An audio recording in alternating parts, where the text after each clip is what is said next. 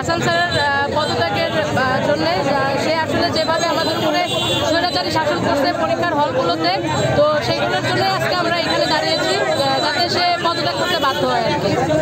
আমাদের যে আন্দোলন মহিলা কলেজের একজন শিক্ষক যার নাম হচ্ছে হাসান স্যার বলতে সবাই চিনে, এমন কোনো অপকর্ম কুকর্ম নাই যে করে না। তার অপকর্মের জন্য সে সব সময় সমালোচিত। রাজবাড়ির অলিতে গলিতে প্রত্যেকটা রিক্সাওয়ালা মামাও তাকে চিনে তার সমালোচিত কাজকর্ম করার জন্য।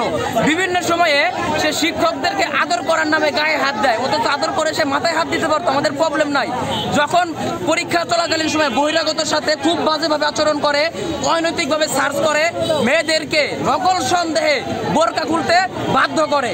আর পরীক্ষার্থী যখন বহিরাগত পরীক্ষার্থীরা পরীক্ষা দিতে আসে তখন দাড়ি টুপি পাঞ্জাবি বেশ কয়েকবার এমন হয়েছে তাদেরকে জঙ্গি রাষ্ট্রদ্রোহী বলে হ্যারাসমেন্টের শিকার করেছে। আর যখন ভাইবা বোর্ডে অনৈতিক কার্যকলাপের অসংখ্য প্রমাণ রয়েছে, আর তিনি ক্লাসের মধ্যে কোচিং বাণিজ্যর নামে প্রাইভেট পড়ার জন্য বিভিন্নভাবে হুমকি ধমকি দিয়ে থাকে এবং শিক্ষার্থী এবং তাদের ফ্যামিলি সহকারে অন্যায়ভাবে ভাষা ইউজ করে, বাজেভাবে গালিগালি ইউজ করে, অপেশাদার আচরণ করে, যেটা কখনোই সম্ভব না। আর যারা প্রাইভেট পড়ে আর যারা প্রাইভেট পড়ে না তাদের মধ্যে বৈষম্যমূলক আচরণ তৈরি করে, এরকম আরো অনেক ধরনের অভিযোগ তার নামে আছে।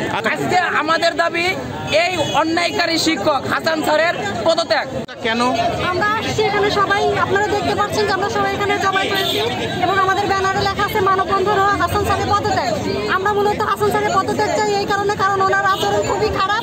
পরীক্ষার হলে উনি বৈষম্যমূলক আচরণ করে, এমনকি যারা ওনার কাছে প্রাইভেট পড়ে উনি তাদের পরীক্ষার প্রশ্ন আগেই দিয়ে দেয় এবং তারা ভালো রেজাল্ট করে, দেখা যায় বোর্ডে গিয়ে তাদের রেজাল্ট অনেক খারাপ হয়। আবার পরীক্ষা আমরা যদি ক্লাসে যদি বলি স্যার পড়া বুঝিয়ে দেন, উনি বলে প্রাইভেটে এসে পড়া বুঝিয়ে দেবো। এই ধরনের ওনার আচরণ খুবই খারাপ। আবার অভিভাবকদের সাথে উনি অসম্মানজনক আচরণ করে, অকথ্য ভাষায় গালাগালি করে।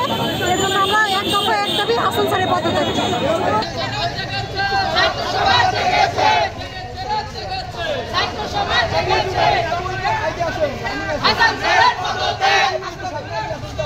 দফা